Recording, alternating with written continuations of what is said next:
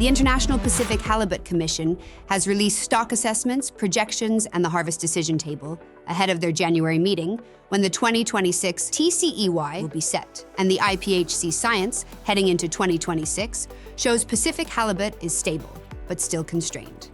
Stock projections into 2026 show spawning biomass is stable to slightly improving, supported by a few strong year classes, but overall productivity remains historically low, leaving little biological buffer.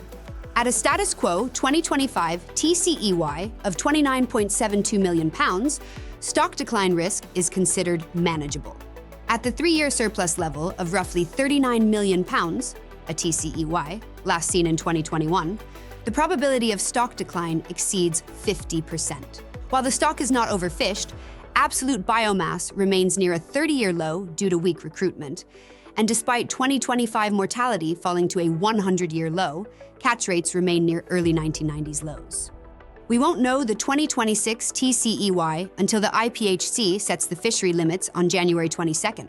However, projections point to a most likely range of 28 to 32 million pounds, with 29 to 30 million pounds the most defensible outcome under current risk tolerances, resulting in a status quo TCEY for 2026.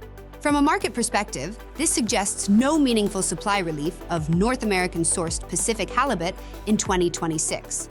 Although Russia produces roughly 3 to 4 million pounds of Pacific halibut annually, Russian origin product remains effectively barred from North American markets and provides no meaningful supply relief. When considering Atlantic halibut as an alternative to Pacific halibut, Canada's wild-caught Atlantic halibut total allowable catch has increased steadily over the past decade, rising from roughly 12 million pounds in 2018 to more than 18 million pounds for the 2025 to 2026 season, roughly equivalent to the entire Pacific halibut harvest on the West Coast this year. With that said, our recommendation is that buyers should look to Atlantic halibut, wild and farmed, to meet their halibut requirements throughout 2026, as Pacific halibut supply this year is expected to mirror last year's tight supply conditions. A notable development on the science side is that the IPHC is testing AI-assisted aging of halibut otoliths. This tool is designed to support, not replace human experts, improving efficiency and consistency in age data. Importantly, this has no direct impact on 2026 harvest limits, but signals longer-term efforts to strengthen stock assessment quality.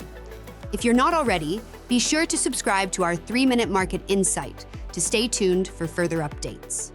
Thank you for joining me for the Tradex Foods 3-Minute Market Insight.